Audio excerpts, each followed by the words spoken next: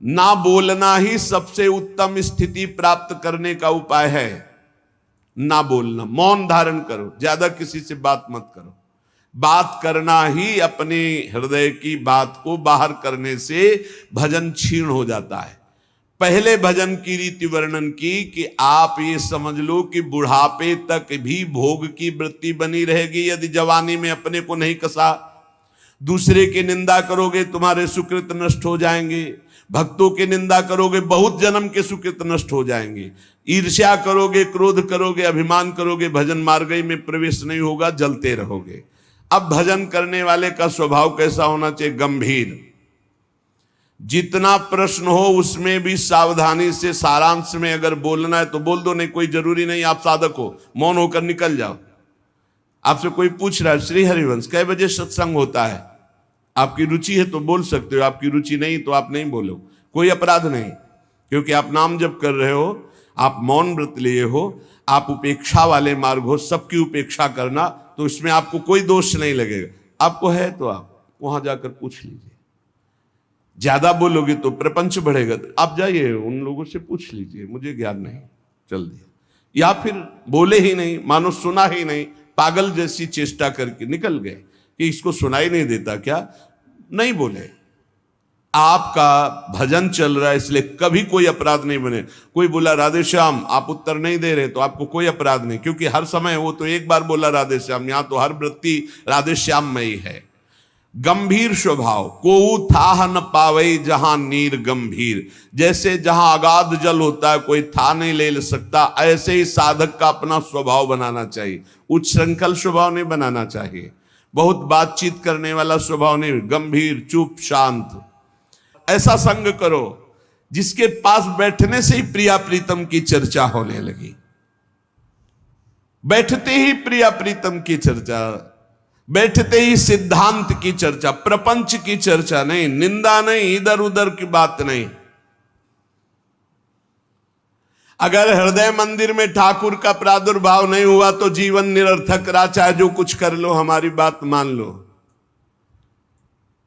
लाखों मंदिर देखे हैं, लाखों मंदिर भ्रमण में, जहां आसपास कबूतरों की बैठक हो गई है, कोई बिरला ऐसे कभी गया तो गया नहीं, ऐसे करोड़ों के मंदिर बने। अगर तुम्हारे हृदय मंदिर में प्रभु का प्रादुर्भाव नहीं तो कुछ बात नहीं बनी। और हृदय मंदिर के पट खोलते हैं गुरुदेव, रसिक गुरुदेव। एक बार चतुरदास जी नाम के महापुरुष अपने गुरुदेव की सेवा में रहते। बड़े भाग्यशाली होते हैं जो गुरु की सेवा प्राप्त हो जाती है, बड़े भाग्यशाली होते हैं। रसिक गुरुदेव की सेवा, जैसे महापुरुषों की सेवा में जो रहते हैं उनको हम महापुरुष के समान ही मानते हैं। गुरुदेव के चरणों में बाद में प्रणाम करेंगे, मानसिक पहले गुरु चरणों की सेवा में रत रहने वालों को प्रणाम करते हैं। और जब नजदीक वो किसी सेवा निमित्त नजदीक आते हैं तो उनके भर नेत्र चरण देखते हैं और उनके चरणों में बार बार प्रणाम करते हैं। क्यों? क्योंकि हमारे गुरु चरणों की सेवा में ये है। इनके चरणों की वंदना से, गुरु वंदना से भी अधिक लाभ प्राप्त होता है। जो हरिवंश उपासक सेवे सदा सेवूं ताके चरण विचारी। जो हरिवंश को धर्म सिखावे सोई तो मेरे प्रभु ते प्रभु भारी। तो श्री चतुरदास जी अपने गुरुदेव की सेवा में रहते थे। बड़े अहोभाग्य है जिनको गुरुदेव के आज्ञा पालन करने का सौभाग्य मिलता है। उनके पुण्य की क्या महिमा, जिनको गुरुदेव आदेश करते हैं आप ऐसा कीजिए। अहोभाग्य, अहोभाग्य जिन्हें गुरुदेव की आज्ञा मिल गई। इन्हीं का नाम खोजी जी पड़ा, चतुरदास जी का नाम खोजी जी पड़ा। ये गुरुदेव जी के सेवा में, अब जैसे गुरुदेव लघु शंका कर रहे हैं तो पानी लिए खड़े, गुरुदेव को हस्त प्रक्षाल, आचमन, आज्ञा कब क्या हो जाए तो जल की सेवा लिए खड़े थे। गुरुदेव जी लघु शंका में ही समीप बैठे। बड़ा भारी पीपल का वृक्ष दूर था तो वायु के द्वारा उसके फल और पत्ते बीज सब पड़े थे। लघुशंका किए, हंसने लगे और हंसते हंसते हाथ प्रक्षालन किया, आचमन किया। तो इतनी जोर की मस्त मुस्कुराहट और हंसी थी। श्री चतुरदास जी ने, जिनको खोजी जी बाद में कहा गया, आचमन करा रहे थे, कहा गुरुदेव कोई मधुर प्रसंग प्रभु का याद आया या कोई घटना घटी? आप बहुत मुस्कुरा रहे हैं, बहुत हंस रहे हैं इस समय, बाह्य प्रसंग तो कोई ऐसा है नहीं। कहा तू कैसा शिष्य है रे, सेवा में रहता और मेरी हंसी का कारण नहीं जान पाया? मैं क्यों हंसा इतना भी तुझे ज्ञान नहीं, और मेरी सेवा में रहता है?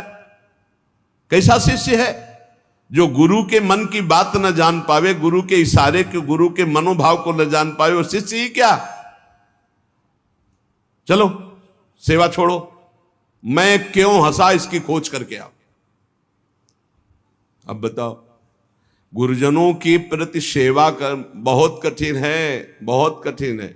यहां कहा कि छोड़ो सेवा, मैं क्यों हंसा ये बताओ, आके खोज करो। अब गुरु आज्ञा, तुम्हारी बुद्धि अब सेवा के अधिकारी नहीं, यदि तुम ये नहीं जान सकते मैं क्यों हंसा। हंसे गुरु जी और फंसे चेला जी। आप समझो, अब मतलब कितना कठिन विषय है गुरु सेवा, बहुत कठिन। आप यही तो अमोघस्य जो जीत गया, अमोघस्य। तुम्हारी बुद्धि विवेक रहित है। जब तक तुम हमारे हंसने का कारण ज्ञात करके ना हो, तब तक तुम्हें हमारे पास कभी नहीं आना चाहिए। चलो जाओ यहां से, आश्रम से। हमारे मन की बात जब जान जाओगे कि मैं क्यों हंसा, उसका कारण सही बताओगे आकर के, और जो मैं मन में सोच रहा था तो फिर सेवा में रख लूंगा, तब मैं मानूंगा कि तुम मेरे सच्चे शिष्य हो और सेवक हो। साष्टांग दंडवत किया, जो आज्ञा गुरुदेव। अब चल दिए, जहां संत महात्मा मिलते तो विनम्रता पूर्वक दंडवत करते हो, कहते हमारे गुरुजी लघुशंका करते समय हंस दिए, क्या कारण था? तो सब कहते गीता की बात पूछो, भागवत की बात पूछो, वेदों के, तुम्हारे गुरुजी है तो लघुशंका में हंस दिए, अब हम इसका क्या मतलब बताए? तो और उपहास होता। भला कोई इस प्रश्न का क्या उत्तर दे? कोई सुलझे हुए महात्मा थे, उन्होंने कहा रामायण गीता भागवत का प्रश्न हो तो अभी मैं उत्तर दे दूं, लेकिन आपके गुरुजी लघुशंका करते हुए क्यों हंसे, इसका हमको ज्ञान कैसे होगा? हम कैसे उत्तर दे आपको? ये तो गुरुजी से ही पूछो जाके। बोले नहीं, गुरुजी ने कहा जब तक इसका उत्तर न मिल जाए हमारे सामने मत आना, मुख मत दिखाना। अरे संत जन बहुत पहले, और हर उनकी आज्ञा में बहुत बड़ा रहस्य होता था। अब ये रोज जलते कि गुरु सेवा से वंचित हो गया, गुरु सेवा छूट गई। साधक को इस बात की बहुत पीड़ा होनी चाहिए, जिसको गुरु सेवा, तो ये होना चाहिए कि कौन सा अपराध बन गया, दुर्भाग्य आ गया कि गुरु सेवा छूट गई। वो रात दिन जलते इसी प्रकार, और संतों से जा जाकर पूछते पर कोई समाधान नहीं मिला। अब उन्होंने विचार किया गुरु जी के सामने जाना नहीं, सेवा है नहीं, तो अब शरीर को रख के क्या करें? शरीर को नष्ट कर देते हैं, शरीर का परित्याग कर देने की ठानी। ये देखो, ये है गुरु भक्त का लक्षण कि अब शरीर रख के क्या करें? गुरु जी ने सेवा से निकाल दिया, उत्तर मिल नहीं पा रहा, तो शरीर किस काम का? अब वो एकांत में निर्जन वन में जाकर बैठ गए और नाम जप करने लगे, और सोचा बस भूख प्यास से पीड़ित होकर यही शरीर छोड़ दूंगा, कुछ खाना नहीं, कुछ पीना नहीं, रात दिन भगवान नाम जप करना, शरीर छोड़ दूंगा। गुरु की आज्ञा पे थे, जिज्ञासा प्रबल थी, सेवा छूट गई थी, पीड़ा बहुत थी। अभी कुछ ही दिन हुए थे, न अन्न न जल, रात दिन नाम जप और शरीर छोड़ने का संकल्प। महामहिम श्री कबीरदास जी प्रकट हुए, होगा ए भाई आंख खोलो। आंख खोला तो देखा कबीरदास जी, साष्टांग दंडवत किया। हाँ, क्या प्रश्न है तुम्हारा? क्यों इतना कष्ट सह रहे हो? इसका मतलब समझ रहे हो? जब कोई सच्ची भावना से भगवान का भजन करता है तो भगवान अपने दिव्य पार्षदों को भेज देते हैं समस्या का समाधान। सुनो, जब तुम्हारे गुरुजी लघुशंका कर रहे थे तो उनकी लघुशंका की ढाल में एक पीपल का बीज बह रहा था। बीज को बहते हुए लघुशंका में देखकर गुरुजी विचार करने लगे कि ओहो, देखो इस बीज में पीपल का पूरा वृक्ष छुपा हुआ है। लेकिन जब ये बीज पीपल में था तो कितना वंदनीय और कहां सुव्यवस्थित था, और जब ये पीपल से अलग हुआ तो लघुशंका में बह गया। इसका मतलब पीपल का वृक्ष साक्षात ब्रह्म है और उसका अंश जीव है। जीव जब अविद्या के कारण ब्रह्म से अलग हो जाता है तो मलमूत्र के द्वारों में बह जाता है आसक्ति होकर, और अगर वो ब्रह्म से जुड़ा रहे तो वो ब्रह्म में पूजनीय और ब्रह्ममय हो जाता है। ब्रह्मविद ब्रह्मयु भवति, कबीरदास जी ने व्याख्या करके बताई कि जब वो ब्रह्म से जुड़ा रहता है तो ब्रह्ममय रहता है, जब ब्रह्म से अलग हो जाता है तो मलमूत्र के शरीर में आसक्त होकर मलमूत्र के द्वारों के भोगने में पूरा जीवन नष्ट कर देता है। जीवात्मा जब प्रभु से विमुख हो जाता है तो उसकी यही दुर्गति होती। जैसे पीपल के वृक्ष से फल से वो बीज अलग हो गया तो लघुशंका के प्रवाह में बह गया, और नहीं तो इतना महान वृक्ष उसमें छिपा हुआ है कि अगर उसे सुव्यवस्थित किया जाए। जीवात्मा जब भगवान से विमुख हो जाता है तो भव प्रवाह में मलमूत्र के द्वारों में बहने लगता है। कैसे? गर्भाशय में गया तो मलमूत्र के द्वार जहां है वहीं गया, और मूत्र के द्वार से ही तो गया। जीवात्मा का सृजन कैसे हुआ? मूत्र द्वार से ही हुआ, और है कहां? गर्भाशय के आसपास मलाश्रय मूत्राश्रय। जीव जबते हरिते बिलगान्यो तबते देह गेह निज जान्यो, माया बस स्वरूप बिसरायो तेहि भ्रमते दारुण दुख पायो। जैसे बीज में वृक्ष तथा वृक्ष में बीज मूल रूप से विद्यमान है, उसी प्रकार से परमात्मा समस्त जगत में और जगत में परमात्मा विराजमान है। परमात्मा में सारा जगत और जगत में परमात्मा विराजमान है। पर जब जीव भगवान से विमुख हो जाता है तो ऐसे ही मलमूत्र के द्वारों में भटकता रहता है। अरे मेरे गुरुजी के हंसने का इतना गूढ़ रहस्य, खोजी जी का संशय मिट गया और गुरुदेव के पास आए, साष्टांग दंडवत किया। उनका उत्तर कहा, गुरुदेव महामहिम श्री कबीरदास जी ने ऐसा ऐसा ऐसा बताया। गुरुदेव पुनः मुस्कुराए और कहा, एक प्रश्न ने तुम्हें सिद्ध बना दिया, क्योंकि सिद्ध महापुरुष का दर्शन सिद्ध ही बना देता है। अब आज से तुम हमारे समान सिद्ध हो गए हो। अब तुम आज से हमारे मन की सारी बातें जान लोगे। शिष्य के मन की बात जान लेना तो हर सिद्ध पुरुष का, लेकिन अपने गुरु के मन की बात जान लेना ये बहुत बड़ी बात होती है।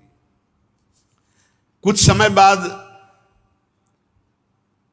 खोजीजू के गुरु हरि भावना प्रवीण महा, देह अंत समय बांधी घंटा सो प्रमानिए, पावे प्रभु जब तब बाजी उठे जानो यही, पाए पैन बाजी बड़ी चिंता मन आनिए, तन त्याग बेर नहीं हुती फेरी पाछे आए, वाही ठोर पौड़ी देखो आम पक्यो मानिए, तोरिता के टूक किए छोटो एक जंतु मध्य गयो सो बिलाए, बाजी उठो जग जानिए।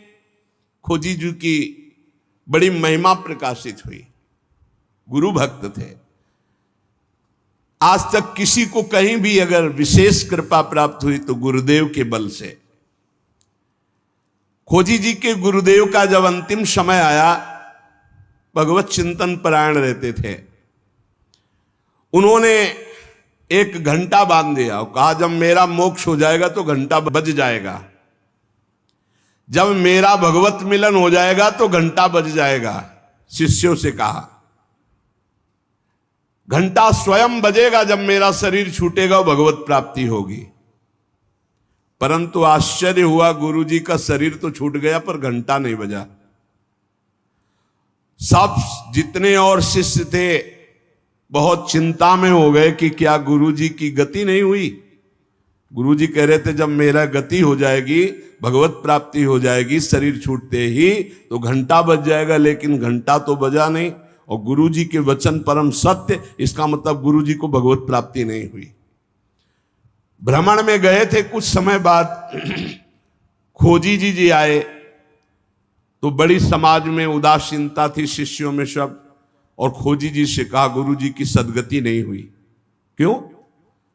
गुरुजी तो स्वयं ब्रह्म स्वरूप हैं।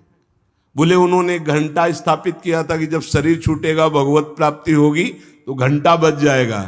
तो घंटा तो बजा नहीं, तो गुरुजी के वचन असत्य नहीं हो सकते, मतलब गुरुजी का मोक्ष नहीं हुआ। खोजी जी कहाँ गुरुजी का शरीर छूटा था? बोले आम के पेड़ के नीचे गए, जहां गुरुजी लेटे थे मुझे बताओ। बोले यहां लेटे थे। लेट गए और सामने देखा तो एक पका हुआ आम था ऊपर। उनका इस आम को तोड़ो।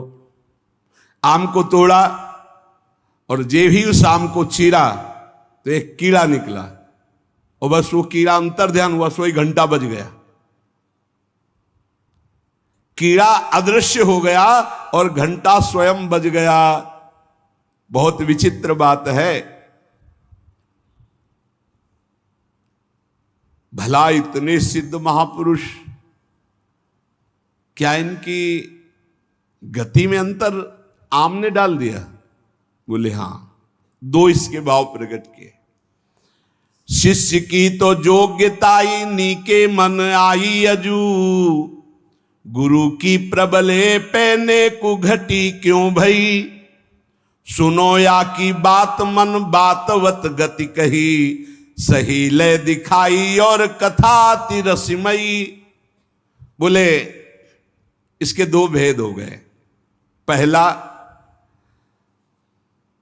जिसके शिष्य इतने सिद्ध हैं उनकी गुरु की भला गति बिगड़ जाएगी, पर दिखाया। दो भाव इसमें प्रकट किए गए हैं। पहला दिखाया गया, चंचला ही मना कृष्णा प्रमाथि बलवद दृढ़म तस्याहम निग्रहम मन्ने वायुरिव सुदुष्करम। ये मन बड़ा चंचल है, प्रमथन स्वभाव वाला है, बड़ा बलवान है, इसको वश में करना मानो तूफान को रोकने के समान है। मन को बहुत संभालना कठिन है। कह रहे सुमेर पर्वत को कोई उखाड़ सकता है, 4 लाख योजन का है, पर मन को बस में नहीं कर सकता, इतना बलवान मन है। कोई बिजली को हाथ से पकड़ सकता है, पर मन को नहीं पकड़ा जा सकता।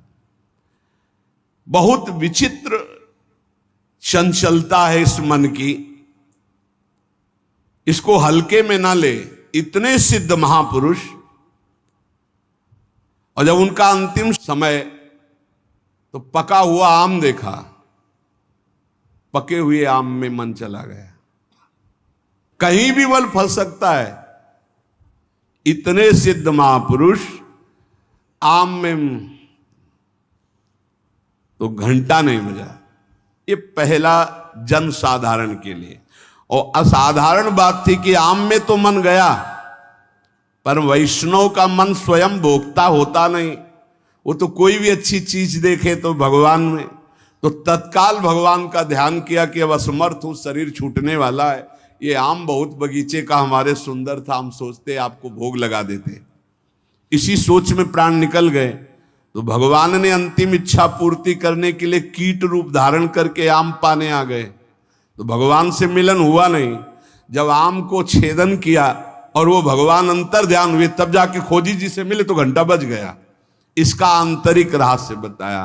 तो यहां ये बताया गया कि मन बड़ा चंचल है। भगवत प्राप्ति करने वाले उपासक को कहीं भी अपने मन की वृत्ति ना अटक जाए, इसमें अंतिम तक सावधान रखना है। अंतिम तक कभी भी फंस सकती है। और दूसरी बात है, जिसका स्वभाव बन गया है हर वस्तु हर व्यक्ति में भगवान का दर्शन, भगवान को समर्पण, तो उसकी दुर्गति नहीं हो सकती। तीसरी बात, जो गुरुदेव के शरण में रहकर गुरुदेव की आज्ञा अनुसार चलते हैं, आपको सच्ची बतावें, गुरु अपने से भी ऊपर महिमाशाली उसे बना देता है। इस प्रसंग से समझिए कि अगर खोजी जी को गुरुदेव ने आज्ञा दी तो सिद्धों के परम सिद्ध बना दिया अपने शिष्य को। ऐसे विकल प्रेमी महापुरुष को समस्त देवता ब्रह्मादि नमस्कार करते, पूरे भुवन में यश फैल जाता है और वो यश सबका मंगल करने वाला होता है। एक पुण्य बल से यश फैलता है और एक भजन बल से यश फैलता है। जो भजन बल से फैलता है वो सबका मंगल करता है, जो पुण्य बल से वो वाह वाह होती, बस केवल वाह वाह। और जब भजन बल का यश फैलता है तो आह निकलती कि मैं कैसे ऐसा प्रेमी बनूं, मैं कैसे सब दोषों से रहित होकर भगवान का भजन करूं। इतना अंतर है, यश दोनों का फैलेगा। एक पुण्यात्मा का तो वाह वाह होगा, कितना सुंदर विमान, कितना सुंदर वैभव, कितना सुंदर ये। लेकिन जब किसी प्रेमी महाभागवत का यश फैलेगा तो उसके हृदय में जलन होगी, मैं कैसे इन सब दोषों को दूर करके कैसे मैं भजन करूं, कैसे भगवत प्राप्ति करूं, तो आह निकलेगी। प्रेमी का यश आह निकलवाएगा और पुण्यात्मा का यश वाह निकल। क्या बात है, वाह। ऐसा बिल्कुल अपने हृदय को कोरा बनाना है और उसमें जो गुरुदेव रंग रंग रहे बस उतना ही रंगना है। बहुत बढ़िया रंग जाओगे प्यारी जू प्यारे जू की उसमें, नहीं तो फिर होली तो प्यारी जू से ही केवल खेलनी और रंग न पड़ने पावे। जो हमारा चित्त अपनापन से श्री जी के चरणों में, तो बोले जुगल प्रेम रस मगन जे तेई अपने जान, सब विधि अंतर खोल के तिन्ही सो रुचि मान। जो प्रिया प्रीतम के प्रेम में भाव से डूबे हुए महापुरुष हैं, उनसे कभी हानि नहीं होने वाली, नहीं भाव में बड़ी हानि।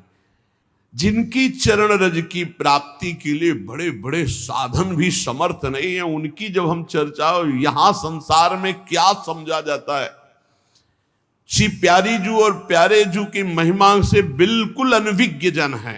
तो पहले इनको जो सिद्धांत है प्रथम सुने, भागवत भक्त मुख भगवत बानी, गीता भागवत योग वासिष्ठ, इनके सिद्धांतों से परिपक्व करके साधना की भूमि में लाके फिर धीरे धीरे थोड़ा थोड़ा प्रेम का छींटा।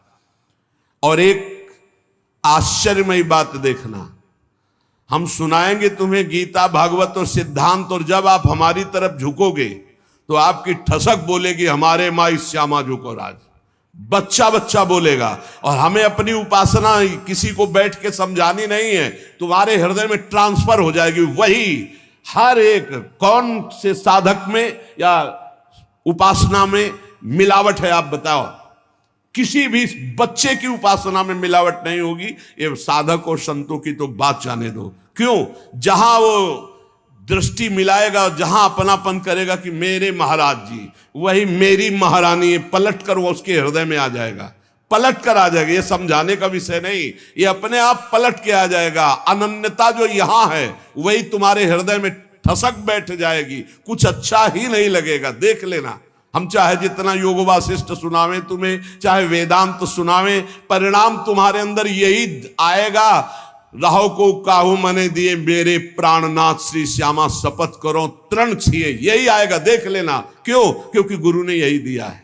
जो ये विराजमान महापुरुषन ने सब रस गायो देखनो, ये है कि उनको हियो कहा ठहरानो, ताको गहनो, वही आ जाएगा आपके हृदय में। इही रस परस्यो नाही जिनी, तू जिन पर से ताही, तासो ना तो नाही कछु, ये रस रुचे न जाही। जिसको श्यामाजू से परिचय नहीं, श्यामा श्याम से परिचय नहीं, उसको कभी भी छूना नहीं।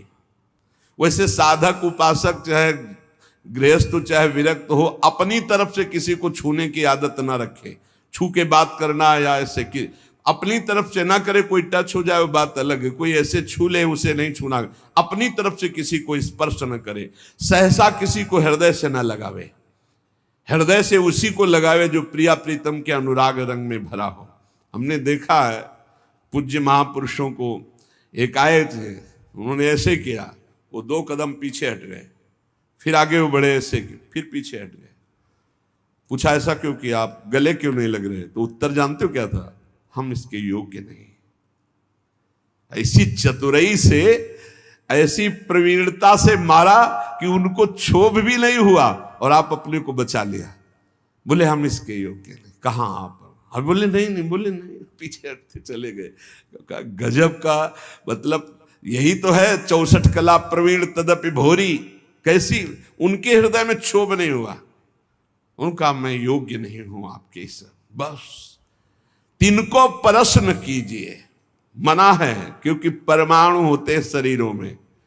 अगर हम रसिक महापुरुषों के कैसे कैसे तुम्हें अनुभव बताएं, बहुत दिव्य परमाणु होते हैं। संग सोई जाके मिले, भूले गृह व्यवहार, तिहि छिन आवे हिये में, अद्भुत जुगल बिहार। बड़े परमहंस प्रिया प्रीतम के अनुराग में डूबे हुए जो रसिक जन है, बोले इनके संग का प्रभाव घर परिवार जितना भी संसारिक राग है, इस राग को मिटा करके प्रिया प्रीतम के अनुराग में स्थित कर दे, उसे ही सत्संग कहते हैं, उसे ही रसिकों का संग कहते हैं। ये बहुत दुर्लभ है रसिकों का संग। भगवत रसिक रसिक